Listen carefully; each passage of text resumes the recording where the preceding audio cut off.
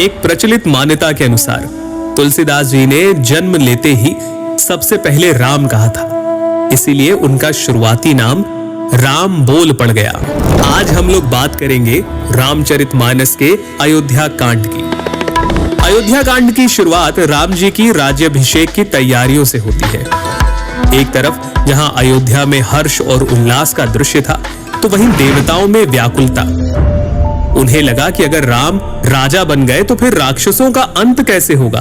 इस दुविधा को लेकर वो माता सरस्वती के पास पहुंचे और फिर माता सरस्वती ने मंथरा की बुद्धि फिराई।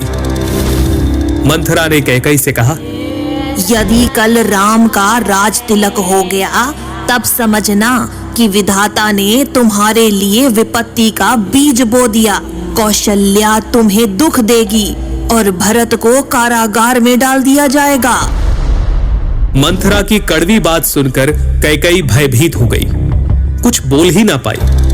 इसके बाद कैकई कोप भवन में जाती है, जहां महाराज दशरथ को उनके दिए 2 वचन याद दिलाती है। हे प्राणनाथ, सुनिए, मेरे मन को भाने वाला एक वर दीजिए। भरत को राज तिलक और दूसरा वर भी मैं हाथ जोड़कर मांगती हूँ।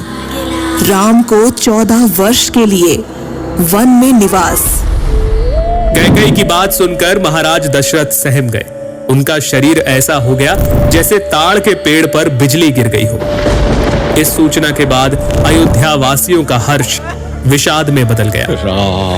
राम, लक्ष्मण और सीता जी वनवास के लिए तैयारियां करते हैं। उनके चलते ही महाराज दशरथ मूर्छित हो गए और नगरवासियों को सोया हुआ छोड़कर वे आगे बढ़ चले। इसके बाद श्री राम श्रृंगवेरपुर पहुंचते हैं, जहां निषाद राज उनकी सेवा करते हैं और फिर केवट की नाव में बैठकर राम, लक्ष्मण और सीता माता गंगा पार करते हैं। इधर अयोध्या में श्री राम वियोग में महाराज दशरथ स्वर्ग सिधार गए और अयोध्या में वापस आकर जब भरत जी को सारे घटनाक्रम का पता चलता है तो उनके सारे अंग क्रोध की अग्नि में जलने लगते हैं। अपनी तूने सारे कुल का नाश कर दिया। यदि तेरी इतनी ही बुरी रुचि थी तो मुझे जन्म लेते ही मार क्यों नहीं दिया? अरे कुमति, तेरे हृदय में ये कुविचार आया तभी तेरे हृदय के टुकड़े टुकड़े क्यों नहीं हो गए? तेरी जीवा गल क्यों नहीं गई? श्री राम को मनाने के लिए भरत चित्रकूट पहुंचे, लेकिन प्रभु के मना करने पर उनकी चरण पादुका लेकर वापस अयोध्या की ओर उन्होंने प्रस्थान किया। सुनि सिख पाई असीस बड़ी,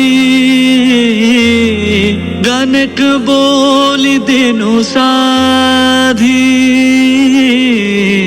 सिंहासन प्रभु पादुका, बैठा रे निरुपाधि। इस तरह अयोध्या कांड यही संपन्न होता है। हम आगे जानेंगे अरण्य कांड के बारे में, जहां इंद्रपुत्र जयंत अपनी कुटिलता के चलते रामद्रोही बन जाते हैं। शूर्पणखा की नाक कटती है और सीता हरण जैसी घटनाएं होती हैं। लेकिन अभी के लिए इतना ही। बालकांड से लेकर